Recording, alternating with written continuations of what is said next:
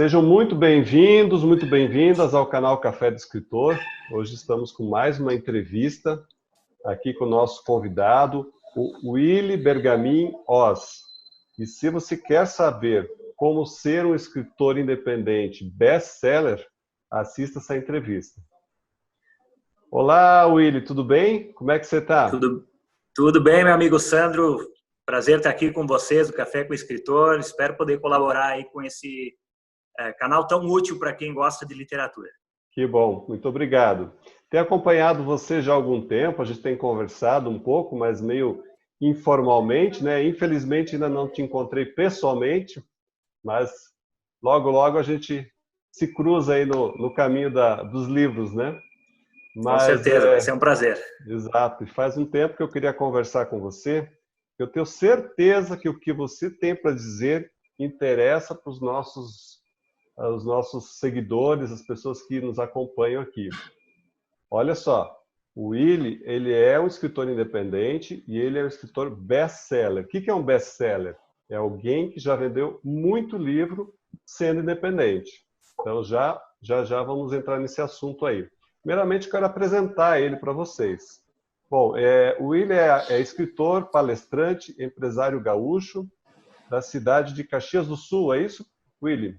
Caxias do Sul, Serra Gaúcha. Muito bom. Ele é autor de 2 dezenas de livros. Depois você me corrige, tá bom? O que faltou, o que sobrou aqui nas minhas informações.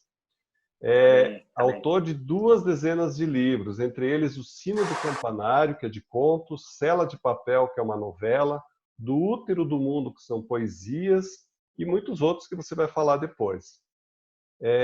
Ele já foi homenageado em diversos eventos em Caxias do Sul, toda a região do Rio Grande do Sul, aí, colunista de diversos veículos da Serra Gaúcha, autor da biografia Na Mira, a vida de Elias Ruas Amantinos, fundador da Boito, uma das maiores fábricas de armas esportivas do Brasil e do mundo. Depois quero saber sobre isso também. Os textos do Willy já foram adaptados para o cinema, para o teatro, para a música, artes visuais, espetáculos de danças e outros suportes artísticos. Puxa, quanta coisa, hein? Não acaba mais essa biografia. E ele é um apaixonado por viagens, já conhece 25 países. Vamos começar por essa paixão pelas viagens. Como é que é esse negócio aí? Olha, Sandro, quando a gente gosta de ler, é porque a gente tem imaginação e gosta de fomentar a imaginação, né? Sim, sim. Eu me criei numa cidadezinha muito pequena, eu não sou natural aqui de Caxias do Sul, eu moro em Caxias há 20 anos, mas eu me criei numa cidadezinha muito pequenininha, com menos de 5 mil habitantes, chamada Cotiporã. E foi lá que eu descobri o amor pelos livros, foi lá que eu comecei a ler, né? E o primeiro grande livro, o primeiro livro que me fisgou e me fez querer ser escritor foi o famoso Dom Quixote de La Mancha. Sim, inclusive, estou com a camiseta aqui do Dom Quixote. Olha só que legal. essa camiseta eu comprei lá na Espanha, numa viagem que eu fiz na Rota do Quixote. Olha que então, legal. esse livro acabou despertando a vontade não só de ler, mas também de escrever. E, na época, eu venho de uma família muito simples, muito pobre. Eu era tão ignorante no sentido de ignorar o de não resto saber, do mundo, né? que eu achava de não saber, de não conhecer. De não conhecer, exato. Eu achava que Cotiporã e a cidade vizinha ali, que é um pouco maior que Veranópolis, era um mundo, né? E quando eu leio Dom Quixote, eu descubro que existe um país chamado Espanha, uma região chamada La Mancha, e aí vem os outros livros, né? Charles Dickens com a Inglaterra e Europa e Alemanha, e surge uma vontade louca de conhecer não só a literatura, mas o mundo, né? A vida, locais, que né? é a matéria-prima, da literatura, né? Eu acho que a arte imita a vida, viu? Eu não acho que é a vida que imita a arte. Eu acho que é a arte que imita a vida. Olha só. Então, eu sigo por esse caminho, né? De leitor. A partir daí eu começo a escrever, sempre com essa vontade de conhecer, né? De estar lá nos moinhos de vento que inspiraram Cervantes a escrever a passagem mais famosa da história da literatura, e esses outros lugares todos. Eu vi que tu tem aí na tua biblioteca, eu tô vendo daqui, que tem uma edição lindíssima do Moby Dick aí. Tem, Moby onde é que Dick. tá? Aqui, ó. Fantástico, ali no canto. Eu tenho essa mesma edição aí. E tem o Don Quixote então, também aqui, ó. Olha ali, ó. O meu Don Quixote. Olha, a mesma edição que eu tenho. Olha tenho só. essa edição também. Essa dá sorte. Essa dá sorte. Essa dá sorte. Então, começa a nascer essa vontade de viajar e de ler e de escrever. Hoje eu sou dono de uma agência de viagens aqui em Caxias do Sul. Ah, legal. Eu vi que você é empresário, mas não sabia o que você fazia. Exatamente. Sonhe Mais Viagens e Turismo, é o nome da minha empresa. Que eu acabei unindo o útil ao agradável, aquilo que eu sempre quis fazer, né? Que é ler, escrever e viajar, né? Acabei de voltar esses dias eu estava em Buenos Aires agora, voltei faz 3 dias de lá, terra do Borges, terra do Cortázar. Sim, sim. E sempre quando eu vou para esses lugares... lindas livrarias, né? Maravilhosas livrarias. Lá no Ateneu, Ateneu, fantástico, né? Uma das mais bonitas do mundo. Então, são coisas que eu tento conciliar e acho que eu tenho conseguido fazer devagarinho e sempre, e o que me dá muito prazer. Sobre isso, eu respondi hoje uma moça que quer ser escritora, e ela estava falando assim, olha, eu trabalho num serviço que eu não gosto do que eu faço, e eu quero ser escritora, então eu quero largar tudo para ser escritora. A minha sugestão para ela foi a seguinte, eu falei, olha, tenta conciliar, tirar o melhor daquilo que você faz e escrever também, porque às vezes as pessoas acham, têm um sonho de achar que a escrita é uma coisa que é um outro mundo, mas não, a escrita faz parte do mundo real. Como você, por exemplo, que utiliza o teu trabalho também, te ajuda na escrita, qualquer pessoa pode fazer isso, né? Ela pode até usar o seu trabalho como fonte de inspiração para aquilo que vai escrever. Imagino que é o que você faz, né? Exato. Eu teria dado o mesmo conselho, Sandro. Acho que é bem por aí mesmo. Eu tenho uma opinião seguinte, eu acho que aquilo que a gente tem como hobby é o que a gente ama de verdade. E deveria ser a nossa profissão, deveria ser o nosso tempo. Porque se a gente escolheu por hobby é porque a gente ama, e o que a gente ama a gente faz bem. Só que, infelizmente, no Brasil, viver de literatura é muito difícil. Muito difícil. Exclusivamente eu posso dizer, de literatura é difícil. São raríssimos os casos. Eu sou considerado um best-seller aqui na nossa região, de mais de 50 mil livros, mas eu posso dizer, eu não vivo disso. Olha só, ele vendeu 50 mil livros. Ouviram bem? E não vivo exclusivamente de direito autoral, não vivo de literatura. Né? Ele vendeu 50 mil livros como escritor independente e não vive exclusivamente de literatura. Então tá aí a grande missão. É um anelo, um sonho meu, né? Eu espero um dia poder chegar a viver só disso, mas hoje eu não consigo. Hoje eu tenho que... E estou na estrada há 15 anos, Sandro. Esse ano, 2020, faz 15 anos que eu publiquei meu primeiro livro. Pois então, eu quero um trabalho muito formiguinha. Exatamente. Quero saber um pouco mais do teu início, como é que você começou, né? Como é que foi todo esse tempo aí, o que você escreveu. Eu li alguns dos títulos aqui, mas que gêneros, por exemplo, você começou, etc. E o que você escreveu tudo aí. Se quiser complementar, aí fica à vontade. Claro. Eu comecei escrevendo logo depois que eu leio esses grandes clássicos lá na adolescência, clássicos adaptados, é bom que se diga, né? Li o Don Quixote adaptado, depois li Moby Dick adaptado, li Cândido, do Voltaire, outros grandes clássicos do Shakespeare, e comecei a escrever, né? Contos, crônicas, poemas, né? Acho que as primeiras coisas que eu escrevi de verdade foram poemas. E comecei a mandar para concursos literários, né? Tive a sorte de vencer vários lá naquela época, lá com 17, 18 anos, eu já vencia concursos, né? Então eu comecei a pensar, poxa, olha só, o que eu escrevo no silêncio do meu quarto, na solidão do meu quarto, está tendo valor, né, monetário, inclusive, né? Eu me lembro que eu ganhei alguns prêmios em dinheiro legais. Olha assim, só que legal. Um up, né?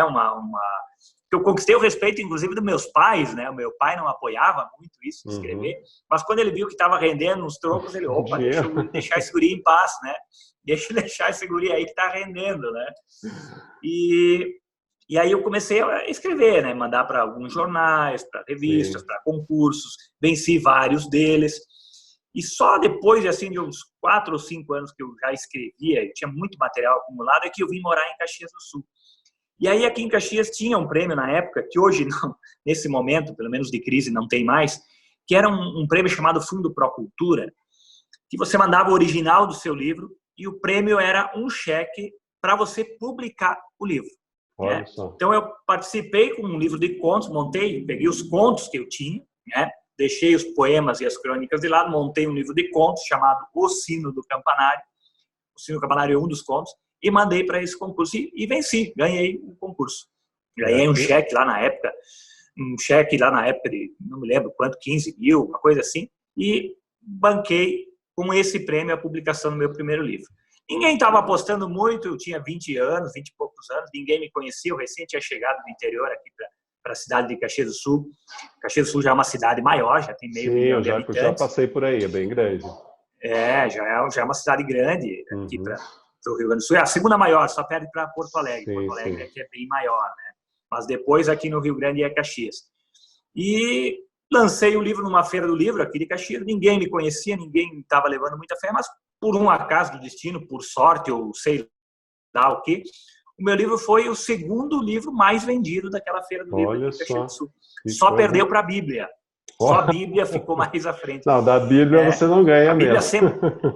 A Bíblia, aqui sempre a Bíblia é a mais vendida. Mas eu me lembro que foi naquele ano que estourou, acho que no mundo inteiro. O Código da Vinci. Acho que sim, né? Aquele ano tinha estourado o Código da Vinci e o meu livro vendeu mais do que o Código da Vinci aqui. Então, aí as pessoas começaram a prestar atenção no Willy, né? Ninguém sabia, mas aí a imprensa começa a me chamar para dar entrevista, escolas começam a me chamar para dar palestra, os editores começam a me olhar, né? Os editores começam a me olhar com outro olhar. O próprio editor que tinha me publicado, que não tinha dado muita bola, assim, porque afinal eu paguei a publicação. Claro, né? Você sabe que quando se paga, há uma espécie de... Mas embora eu tenha pagado com um prêmio, né? Então já era um pouco diferente. Mas quando o livro começou a vender, logo vendeu uma edição, esgotou 2, esgotou 3. Um pessoal daqui de Caxias do Sul logo me procurou para adaptar o conto que dá título ao livro para o cinema. Fizeram um curta-metragem baseado no conto, o Sino do Campanário. E aí a coisa começou a acontecer. Comecei a ser capa de jornal, de revista, começaram a me chamar para escrever para jornal, e aí não parou nunca mais. Né? O segundo livro que eu publiquei, que se chama Cela de Papel, o mesmo editor bancou o livro no ano seguinte. Ele viu que o primeiro livro vendeu bem. Já viu o valor. E ele me procurou, ele disse, ele ganhou dinheiro com aquilo, né? Tava repercutindo bem. No ano seguinte, disse, olha, William, eu quero publicar outra coisa tua e dessa vez nós vamos bancar. Então, daí eu reuni as crônicas que eu tinha deixado de fora e lancei o Cela de Papel. E por um espanto meu também, você me chamou a atenção aí, começaram a me chamar para escolas, uma coisa que eu nunca tinha pensado. O primeiro livro meu, O Sino do Campanário... Um grande veículo de divulgação são as escolas, ainda mais com material que é apropriado para a idade e tudo mais. Mas aí que tá, Sandra. O primeiro livro não era apropriado. Ele tinha contos muito incisivos, onde usava até palavrão, onde eu usava crítica assim, forte, inclusive à igreja. O Sino do Campanário é a história de um padre que se arrepende de ser padre e lembra de um amor da juventude, e ele transfere toda a dor dele para o sino da igreja e começa a tocar o sino alucinadamente e tal, e racha o sino, enfim. É um conto, eu gosto, é um conto que eu ainda respeito, mas que não tinha muito de politicamente correto, sabe? Hoje em dia. Mas mesmo assim as escolas começaram, algumas escolas, obviamente, né, as menos puritanas, as menos religiosas, né, começaram a me chamar, e aí eu senti que aí tinha um nicho. Aí eu comecei a pensar melhor nos próximos trabalhos que eu iria fazer, né, porque aí eu vi que era ali que tinha um nicho legal para vender. A minha linguagem com os alunos no início era muito incipiente, muito neófita, muito inexperiente, né? Mas eu senti que aos pouquinhos, com a experiência, né? A gente vai pegando as gírias, as manhas, as manias deles, os jeitos de falar, e começou a cair nas graças da gurizada, né? E aí, então, eu comecei a fazer livros mais pensados para eles, livros infantis, livros juvenis, de fato, sem deixar de fazer o meu trabalho autoral mais conceitual. Claro. Né? Tem livros de poesia, por exemplo, livros que continuam criticando, que eu acho que deve ser criticado. Sim. Às vezes me perguntam, Sandro, por que eu escrevo? Porque eu sou inconformado. Se eu tivesse conformado com o mundo que a gente tem, eu não escreveria. Eu ia fazer churrasco com os meus amigos, eu ia jogar bola, fazer churrasco, acampar com a minha Vai turma, se preocupar com o quê, né? Se está tudo certo para você, né? A gente escreve porque está inconformado.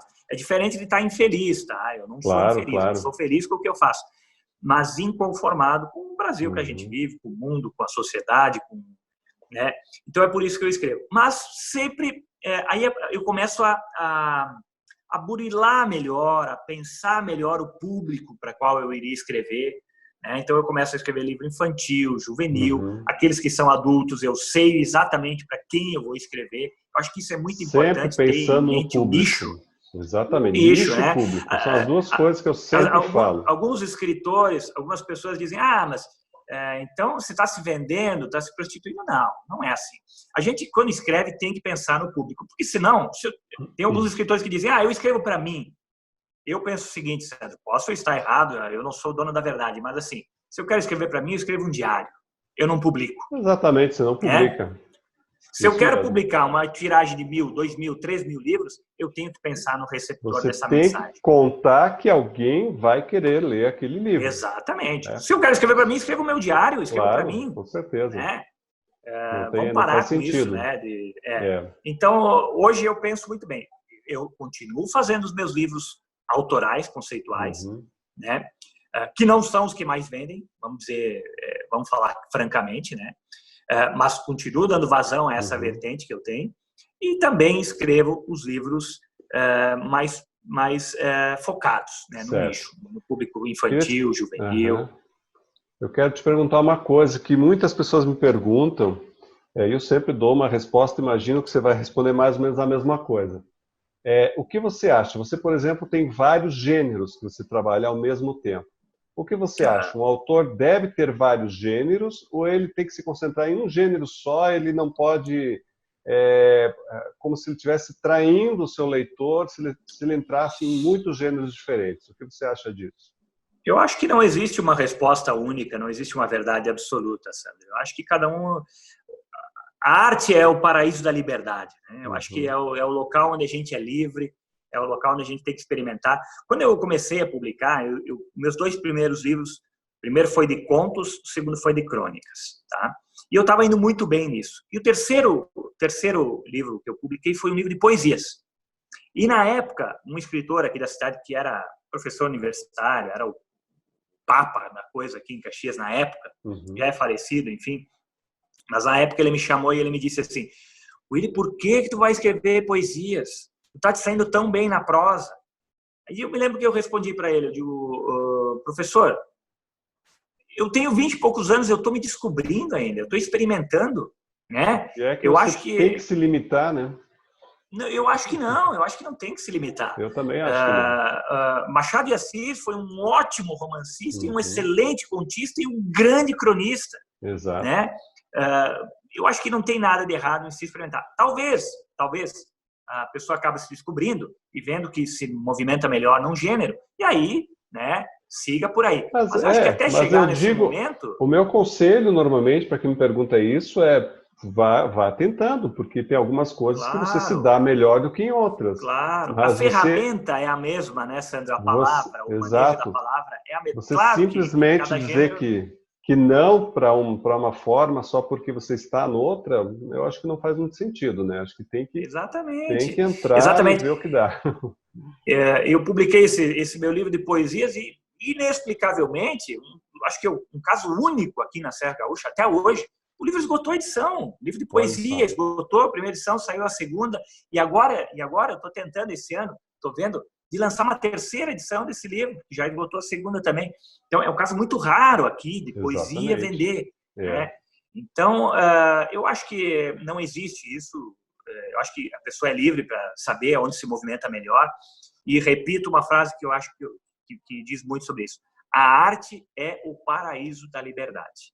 Se a arte me prender, se a arte me prender, me subjugar, me acorrentar, bom, aí acabou todo o sentido. Aí não faz né? sentido, é bem sentido. isso que eu penso. É, também acho. Também porque justamente arte significa que você não tem amarras, né? Toda arte é algo livre, alguma coisa que pressupõe que você tem total poder sobre o que você quer fazer. Então não tem que ter Exatamente. Tem amarras, escritor né? que pinta, tem escritor que faz teatro. Não tem nada errado. Eu acho que cada gênero artístico vai te acrescentar como artista. Mesmo que você não seja bom naquilo, mesmo que você não seja profissional, você vai aprender alguma coisa. Eu, por exemplo, eu nunca escrevi roteiro de cinema, mas eu adoro assistir cinema e prestar atenção no roteiro. Ver qual é a ferramenta que o roteirista usou, qual é o truque, qual é, né? Ontem eu estava vendo uma série aí que dava para ver nitidamente que o escritor estava usando o ticking clock, né? Que é aquela técnica do tempo correndo contra ele, né? Então, eu presto atenção nisso. Isso me acrescenta, embora não faça roteiro e não pretendo fazer tão cedo, mas isso me acrescenta como escritor. Uma pintura. Sabe que o Machado de Assis, quando ele começou a fazer os contos dele, ele foi muito influenciado pela fotografia. A fotografia que fazia recortes de momentos precisos e influenciou a escrita do Machado de Assis. O Machado de Assis se baseia na fotografia para criar aqueles contos que são verdadeiros recortes, né? Quer dizer, uma coisa influencia a outra. Eu acho que a narrativa é a narrativa visual, né? Quer dizer, quando você tem um texto, você tem ele linearmente, né? Mas a narrativa visual, ela vem toda de uma vez, né? Tá tudo lá na imagem. Então, cabe ao escritor depreender cada uma das informações que estão numa imagem, por exemplo, de uma foto. Exatamente. Então, Pincel essencial, né? E transformar aquela coisa que é completa em si em uma narrativa linear, que é a narrativa escrita. Então, tem tudo a ver, não tenho dúvidas. Exatamente. São narrativas. Exatamente. Então, eu acho que não dá para a gente definir e ter como verdade absoluta. Não. Eu acho que não existe isso em arte. Acho que não existe. Muitos escritores, aqui em Caxias eu tinha discussões com amigos meus, né? Um escritor daqui, que é muito amigo meu, que ele dizia assim, eu não posso nem sequer casar, nem ter uma mulher, porque a literatura me toma todo o tempo. Vai me atrapalhar. Ele se baseava... mas aí a gente vê outros escritores, como, por exemplo, o próprio Salinger, né? O Salinger casou 3 vezes, Hemingway era um mulherengo, enfim, e fizeram obras maravilhosas. Né? Então, nada impediu, não dá para ter... Não dá para dizer é isso, não existe um caminho só, não existe. Me diz uma coisa, Willy, e a não ficção? O que você fez de não ficção? Eu vi que tem uma biografia aqui do Elias Ruas Amantino. Me fala um pouquinho sobre isso. Como é que foi fazer uma biografia? Tá bem. Eu sempre me considerei um ficcionista, né? No início da minha carreira, ficcionista, contista, embora eu escrevesse algumas crônicas também, mas eu achava que o conto era o que eu ia seguir na minha vida. E aí um dia acontece uma coisa muito louca, Sandro. Uma mulher, eu trabalhava na biblioteca pública, trabalhei 10 anos na biblioteca pública aqui de Caxias do Sul, como funcionário público concursado. Um dia acontece uma coisa muito louca. Uma mulher me procura e queria me contratar para escrever a biografia do pai dela. Né? E eu me lembro que eu respondi para ela, eu digo, eu não sou biógrafo, eu sou ficcionista. Né? E a mulher me disse assim, eu li os teus 2 livros até agora, adorei o jeito que tu escreve, nós decidimos lá em casa que é você que vai escrever a biografia do meu pai. Quanto você quer para escrever a biografia do meu pai? Ela me disse. Quando ela falou quanto você quer, regalei uns olhos desse tamanho. Né? Eu digo, estava precisando de dinheiro, né? Claro. Cheguei aqui em Caxias com a mão na frente e outra atrás. E a minha atual esposa, a minha namorada, na época, trabalhava numa agência de viagens.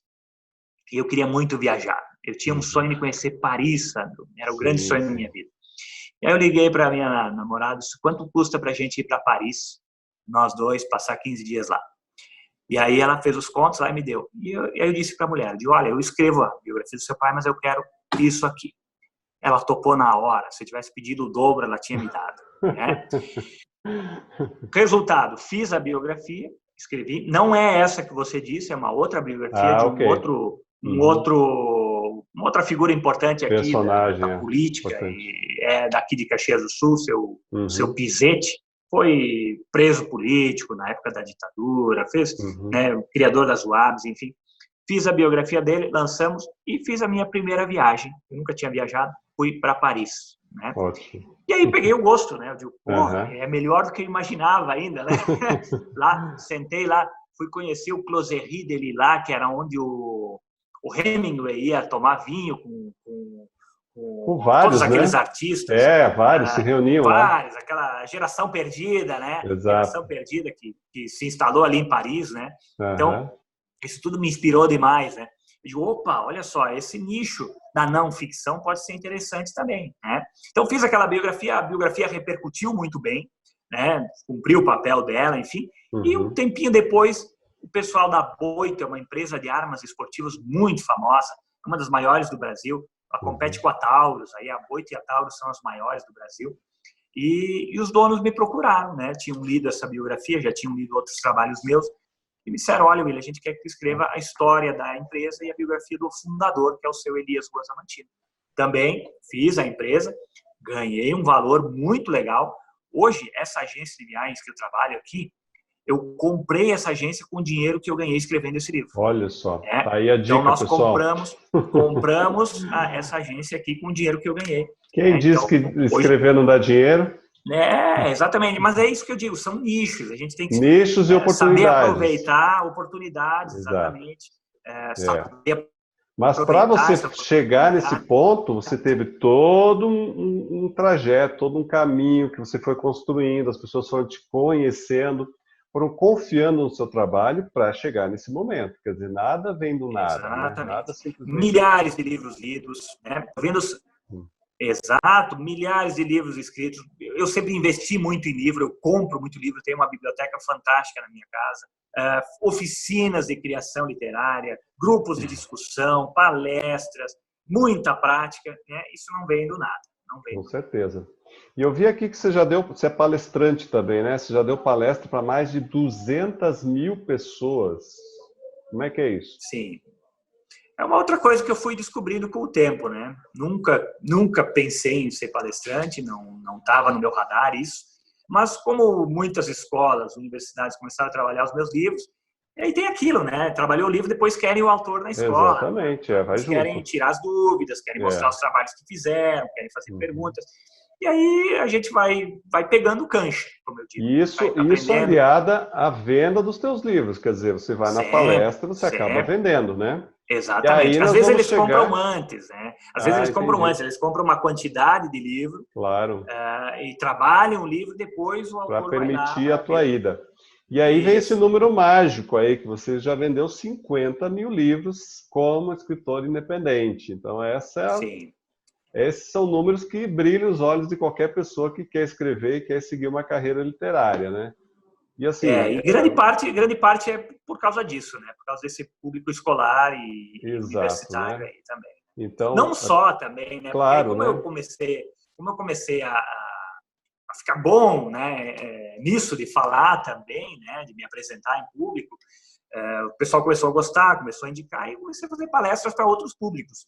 Por exemplo, todo mês eu faço uma palestra aqui em Caxias do Sul, aqui na minha agência mesmo, eu tenho um espaço aqui, eu estou falando aqui do mezanino, mas embaixo aqui eu tenho um espaço bacana. Todo mês eu faço uma palestra sobre algum assunto. Eu estava te falando antes da gente começar a gravar, estou estudando sobre Salinger, né? J.D. Salinger, o apanhador no campo de centeio, porque agora, dia 7, eu vou fazer uma palestra sobre Salinger aqui na agência. Todo mês eu faço uma palestra. Então, é uma coisa que eu gostei, peguei gosto também, né? É uma maneira de tu estar estudando, de tu te puxar a estudar com sempre estudando, sempre correndo atrás, sempre buscando coisas novas, né? Isso é uma grande dica para quem quer entrar nessa carreira de escrita. Você tem que estar sempre buscando, sempre procurando conhecer coisas novas, conhecer pessoas de hoje, de ontem, e tornar essa tua escrita, essa tua vivência, né, na escrita relevante para as pessoas. Também de nada adianta você estudar e guardar tudo para você. Né? Você tem que tornar isso desejável e relevante para as pessoas que você quer atingir. Então, você está, parabéns, está certíssimo, né? Muito bom. Exatamente. E trazer isso para o cotidiano, né? Para que possa ser útil na vida que a gente vive. Algumas pessoas me dizem, William, o que tu lê? Me dá dicas de leitura. Eu leio de tudo, Sandro, de tudo.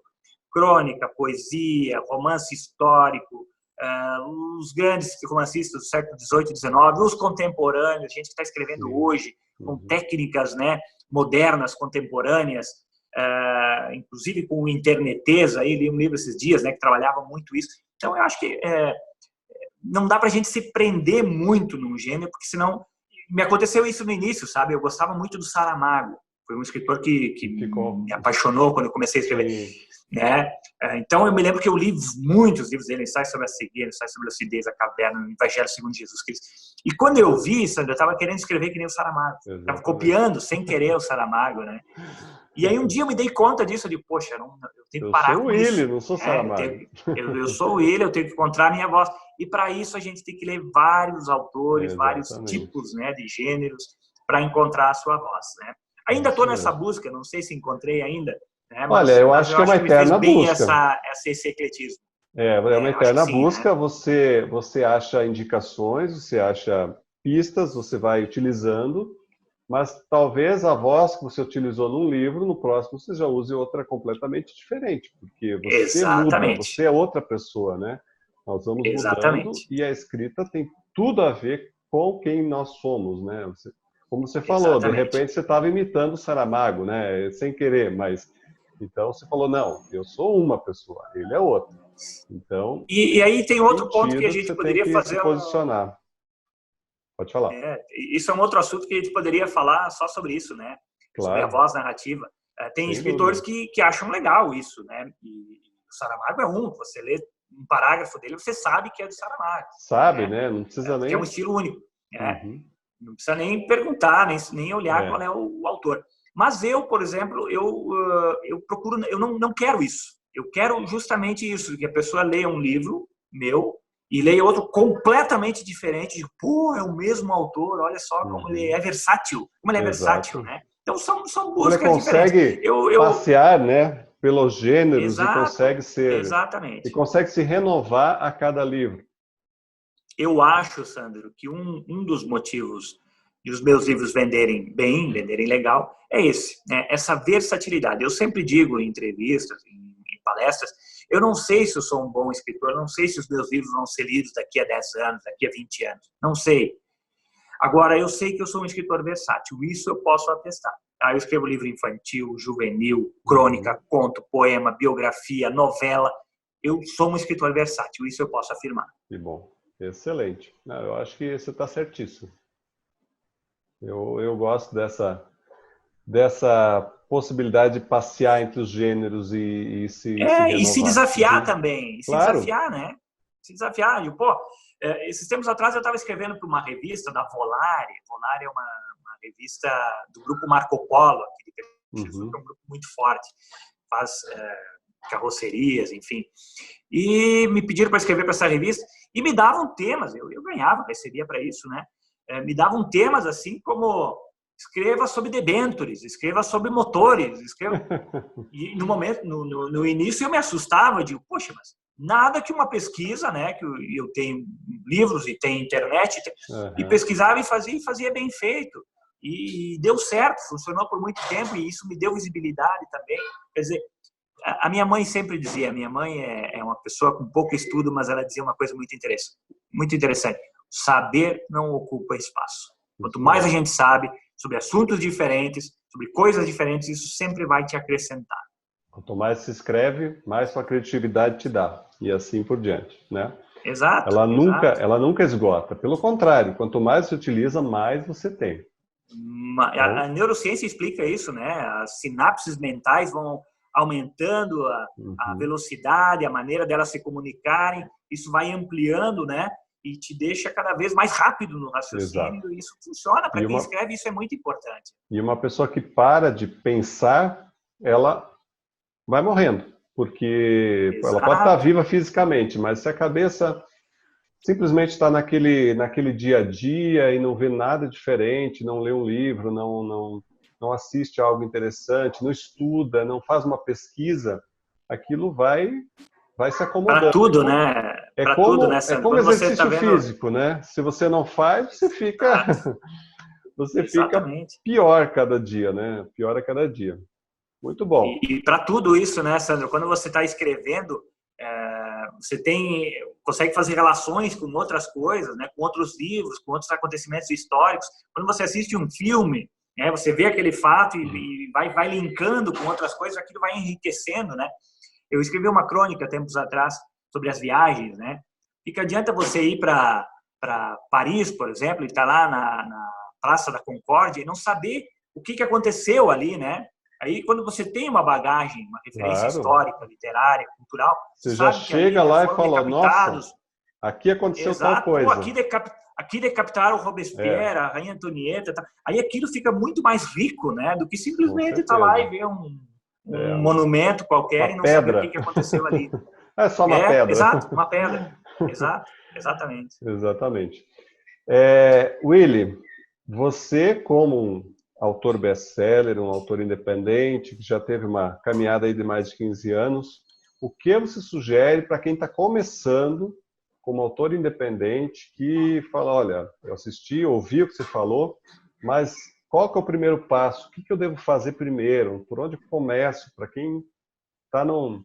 É o Willy lá de 15 anos atrás, ou 20 anos atrás. O que você Sim. sugere? Eu tenho 3 dicas, Opa, Sandra, que eu acho vamos que lá. são fundamentais. Primeira delas, a básica.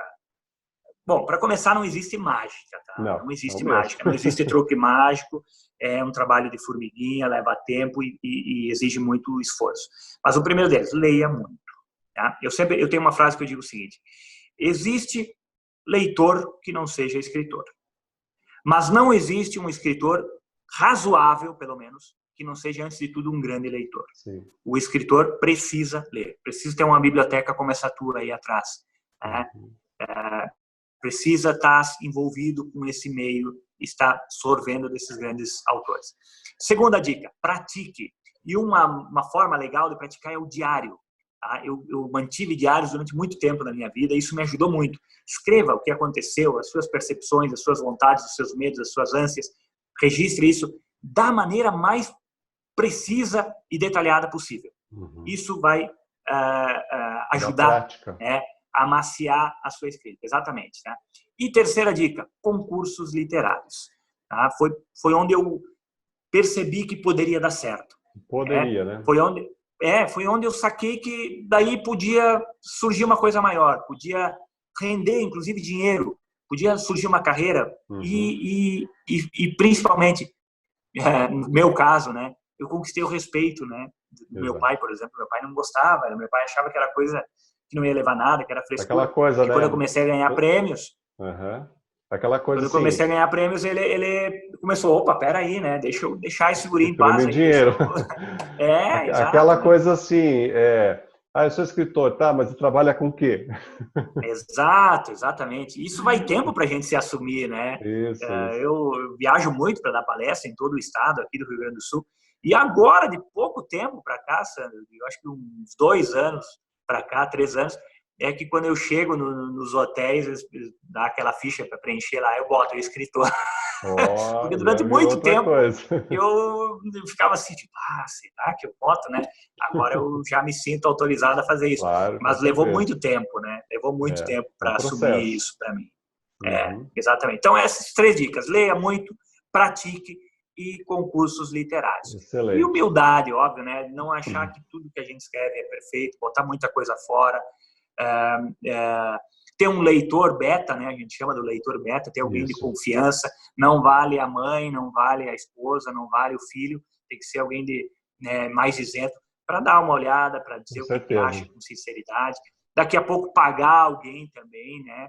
Eu me lembro que eu fiz isso no início, pagava um leitor crítico para dar, assim, e me ajudou muito isso também no início. Claro. É uma pessoa porque é isento, que tem a bagagem. É isento e vai te dar a real do teu texto. Né? Exatamente. Porque a mãe da gente não vale. Ela sempre Não, vai mãe dizer não que está vale. maravilhoso, Mãe, que está namorada, perfeito. esposa, Não vale, não filho, vale. não dá. Às vezes é melhor pegar um troquinho aí, pagar um leitor crítico Isso, que vai te dar uma real, vai te dar exatamente. o que é de fato, né? Para você Uhum, aprender. isso, E ter humildade de saber que tem que começar de algum lugar. com certeza. Muito bom. E os teus planos aí para esse ano aí, como é que você está de planejamento? O que você planeja lançar aí Olha, eu tô no futuro aí? tô com dois trabalhos prontos, tá? Dois trabalhos prontos que eu tô vendo como é que vou fazer, como é que o ano começa agora, na verdade, né? Pois Até é. agora não tinha muito o que ser feito, né? Mas eu tô com um trabalho de poesia que é uma nova edição daqueles poemas antigos que eu escrevi. Eu lancei 2 livros de poemas até hoje, tá? Então, o que eu fiz nesse livro novo? Eu peguei os melhores poemas do meu primeiro livro, os melhores poemas do segundo livro Sim. e os inéditos, as coisas que eu Sim. nunca tinha publicado, né? Uhum. E juntei e fiz um novo livro que se chama Ótimo. Manual Poético de Sobrevivência. Tá pronto o livro, tô vendo como é que eu vou viabilizar ele, se eu vou publicar para uma editora, se eu vou bancar no meu bolso, se eu vou conseguir um patrocínio, tô vendo ainda. E tem um livro infantil também, novo, que eu vou deixar mais para o segundo semestre, ver o que acontece. Eu tenho 2 livros infantis publicados. Um deles já vendeu 6 edições, né, o Bis Biblioteca. Vendeu 6 edições, virou peça de teatro, é um 6 dos meus edições. best-sellers. 6 edições. E foi um nicho que eu gostei de trabalhar também. Eu nunca tinha pensado em trabalhar livro infantil. E um dia um editor me disse, William, por que não publica um livro infantil e tal? E eu tinha um livro que eu tinha escrito para o meu filho, para divertir ele, né? Ele é o personagem, o Ícaro, Sim. ele é o personagem do livro. E eu digo, olha, eu tenho uma brincadeirinha lá que eu escrevi para o meu filho, mostrei para o editor se encantou, publicou e é um dos meus livros mais vendidos até hoje. Que bom. Então, tendo em vista isso, depois eu publiquei um outro livro infantil que se chama Estrela e agora estou com esse terceiro pronto também, esperando o segundo semestre aí para ver o que eu vou fazer com ele. Mas se tudo der certo, esse ano eu quero lançar esses 2 livros, um de poesia e um infantil. Excelente, William. Vocês viram que ele não para, né? Ele não se acomoda. Isso é uma grande característica de um grande escritor. Quer dizer, você está sempre escrevendo, sempre tem um livro lá guardado que está para sair, Sim. outro que está sendo escrito, e assim por Sim. diante. Está trabalhando com os leitores outros, e é isso. Sem contar as ideias, né, Sandra? Eu tenho um baúzinho em casa, um baú, assim, mais ou menos, e tudo que eu penso, uma frase, uma palavra, uma ideia, eu anoto no papel e jogo lá dentro daquele baú. Então o baú está abarrotado de papelzinho. Imagino.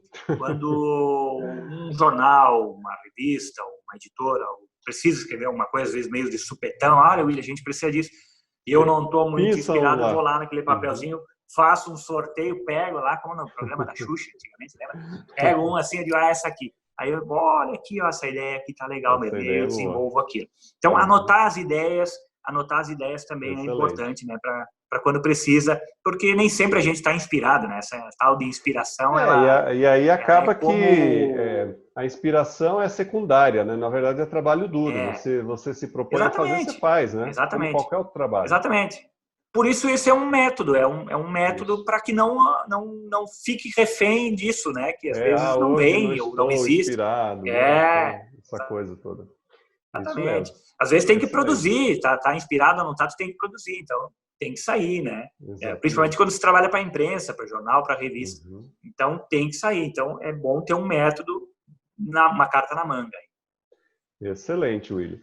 Bom, olhando teu sobrenome, né, Willy Bergamin Oz, eu posso te dizer que você é o mágico de Oz, né, o escritor de Oz. Já te chamaram de mágico de Oz?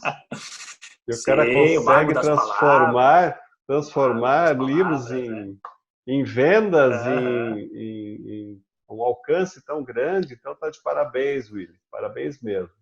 Admiro o teu trabalho. Sandro, obrigado. A maneira como você conseguiu conduzir a sua carreira, e está conduzindo, e vai conduzir muito tempo ainda. Tenho certeza que só vai decolar cada vez mais. É isso aí. Eu sempre digo, Sandro, para a gente encerrar, que um livro, um conto, uma poesia, ela tem que... Primeiro, ela nasce aqui, né? Nasce na cabeça. Ela tem que passar pelo coração, pela emoção, né? Sim. E se conseguir parar no bolso, show de bola, né? Aí vai daqui para cá, para cá. Se fizer esse trajeto aí, tá beleza. Excelente. Nem sempre completa o trajeto, mas Pois quando consegue completar, matou todas, né? Excelente. Acho que é por aí. Muito bom. A gente não pode ser hipócrita, né, Sandro, de dizer que o escritor vive de luz, vive de ar, né? A gente precisa pagar conta, a gente tem quer boletos para pagar, também, né? Como quer qualquer reconhecimento, pessoa. tem boleto para pagar. Então, é bom quando se ganha dinheiro com isso, né? Isso dá mais gasto. Você conseguir aliar as coisas, sentido, né? O teu fazer com prazer, de fazer o que ama, exato. Realização de escrever, você produzir algo que é relevante para as pessoas, você entregar e ver que as pessoas gostam, que elas aceitam, que elas querem mais, né? E ao mesmo tempo você ter o teu retorno não somente de satisfação, mas também financeiro, e todos os retornos que você puder ter desse trabalho, né? Que também é um trabalho e que vai cada vez mais desenvolver você como pessoa também. Exatamente. Esses prêmios, homenagens, patronatos que vem, eu sempre digo, não é para isso que eu trabalho, mas quando vem, vem bem, mostra que a gente está no caminho certo. É algo a mais. Exatamente. Excelente, Willy. Muito obrigado pelo teu tempo de estar aqui conversando com a gente aqui no canal Café de Escritor. E foi um prazer, agradeço muito as tuas informações, tudo que você passou de conhecimento para mim e para nós, né, pessoal que está assistindo. E vou deixar teus dados abaixo aí, teu contato, o pessoal que quiser conhecer mais dos teus livros, da tua carreira, de tudo que você faz. E você sempre fique à vontade, disponha do canal, disponha do meu trabalho também, de tudo que você precisar. Tamo aí, tamo junto. Da mesma forma, Sandro, parabéns pelo teu trabalho. Eu acho que é muito importante um canal desse num país como o nosso. Vida longa ao Café do Escritor e vida longa à literatura. Obrigado, Ótimo. Um abraço, até a próxima. Grande abraço. Pessoal, muito obrigado por acompanhar essa entrevista do Willy. Vou deixar os dados dele aqui embaixo, vou deixar o contato, você pode conhecer mais da literatura dele. E acompanhe o canal, siga o canal, compartilha, comenta e espero você no próximo vídeo. Um grande abraço. Show de bola. Até mais. Mais.